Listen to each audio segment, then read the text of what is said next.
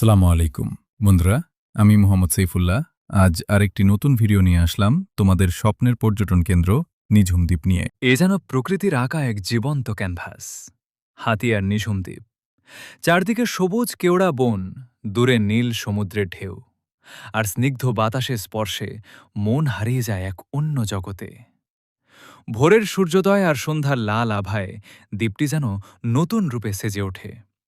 পাখির কলতান, ঢেউয়ের ছন্দ আর নির্জনতার শান্তি মিলিয়ে এখানে প্রতিটি মুহূর্ত হয়ে ওঠে স্মরণীয়।